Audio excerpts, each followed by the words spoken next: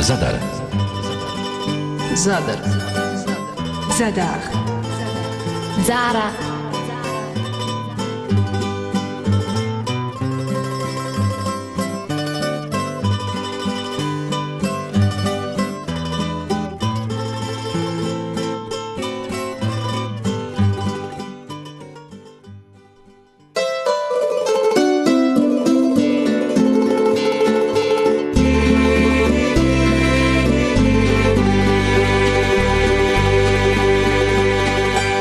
Naravno da svatko od nas ima svoj najljepši grad, no vjerujte mi, moj grad je ipak najljepši, najmirisniji, najdraži.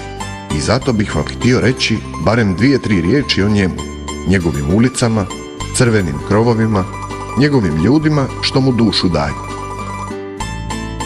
I Dasa, Jader, Jadera, Dijadora, Zara, Zadar, zovu ga svi oni što su živjeli, žive ili će u njemu živjeti, isprepličući svoje živote i svoje sudbine, u njemu se rađajući, njega stvarajući i u njemu umirući.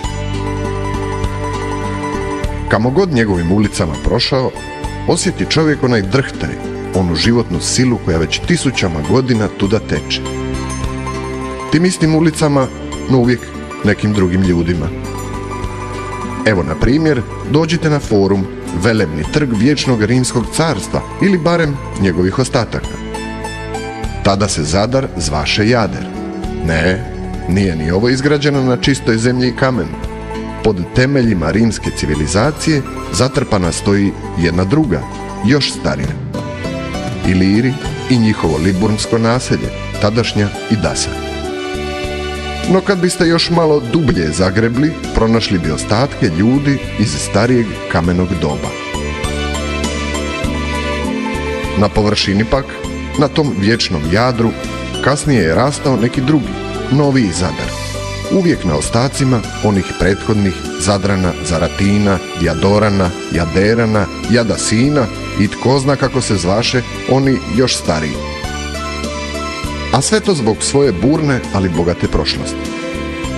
Od antičkih vremena preko srednjeg vijeka, kada je postao središte nadbiskupa, glavno gospodarsko središte Dalmacije, pa do nekih novijih vremena, sam grad je uvijek bio metom osvajača. Takva mu je valjda sudbina. Ranjavan i razaran, tisućljećima Zadar bi poput Feniksa ustajao još veći, još ljepši.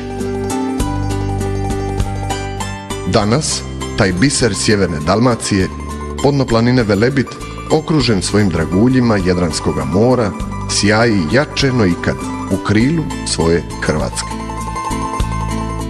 Njegovoj ljepoti nitko ne može odoljeti, pa se uz njega guraju znatiželjnici i oni koji od njega žive, i oni koji ga grade, i od njega traže i njemu daju.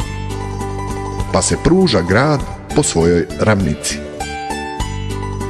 A njegov je kraj tako lijep i tako raznolik, čist kao suza puca pogled, sa srednjovjekovne kule, pjesma krovova i mora, s Bilog briga reljefni jezičac Zadra u moru, s romaničkog Ninskog zvonika, najstarije područje Hrvatske države i kulture, sa 2 spomenika, 2 starohrvatske crkvice, na širinu ravnih kotara, srta otoka Pašmana i Paga i Vidikovca kraj Novigradskog Ždrila.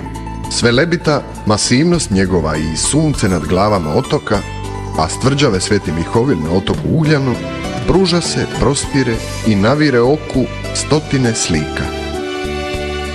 Sveti Krševan, Forum, Stara Kalelarga, dostojanstvena Donatova crkva, zvonici Svete Stošije i Svete Marije, budna kapetanska kula i stare zidine, zauvijek će ostati tihi svjedoci povijesti i vjerno čekati svoje neke nove znatiželjnike, putnike, stanovnike, da im kažu i da od njih traže. I plovi Zadar, taj stari kameni brod Jadrana, sjekući nove brazde svoje povijesti.